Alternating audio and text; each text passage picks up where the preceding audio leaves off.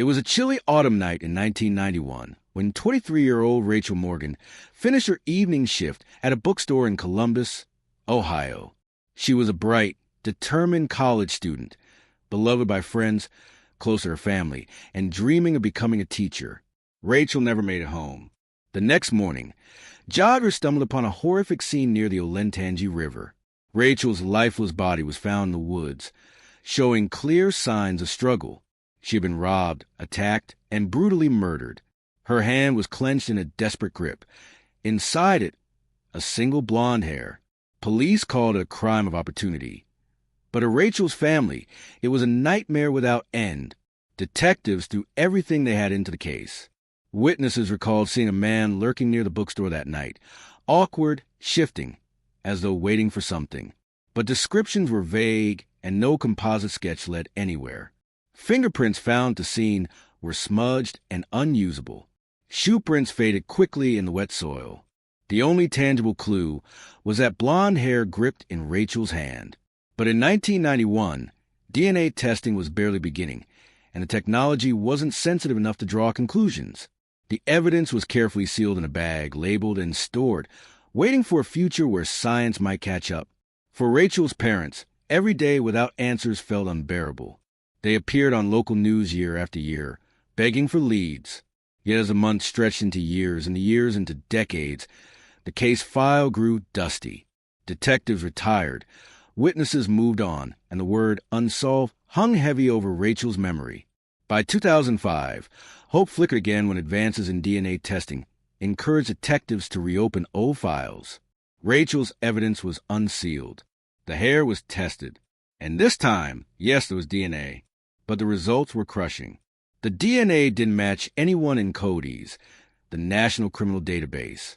Whoever killed Rachel had never been arrested for a serious crime. Without a match, detectives were stuck once more. Rachel's case returned to the shelf, alongside thousands of other cold cases. Then, in 2011, a new tool began revolutionizing unsolved crimes: genetic genealogy.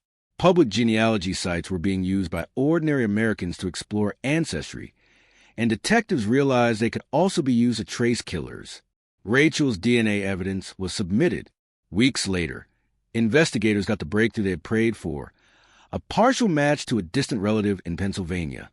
Genealogists painstakingly built out an extended family tree, cutting branches, eliminating names, and following the lines until it narrowed to one man who fit the profile: Thomas Keenan.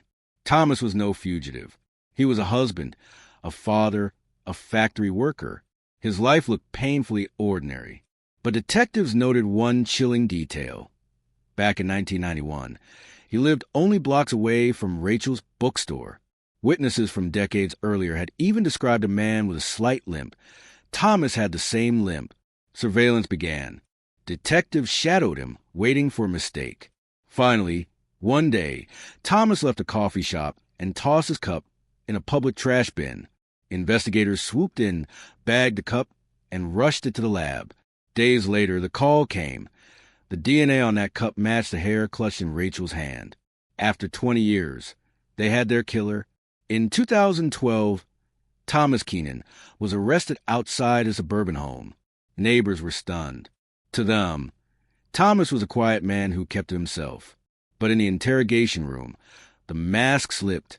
At first, Thomas denied everything.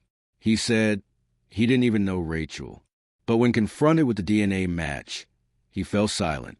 Finally, he admitted to following Rachel after an argument with his girlfriend that night. He claimed it wasn't supposed to happen. But Rachel's family knew the truth. He had stolen not just her life, but decades of peace. The courtroom was packed as the jury heard the evidence. Rachel's parents sat in silence as Thomas was sentenced to life in prison without parole. Justice delayed but not denied. Rachel's case became a landmark example of how science can resurrect forgotten evidence. A single strand of hair, once meaningless in 1991, became the key to unlocking the truth in 2012.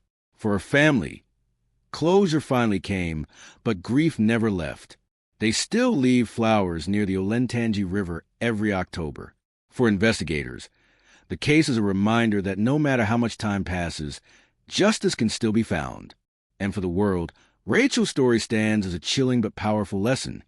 Sometimes, even the smallest piece of evidence, a single hair, can topple the darkest of secrets.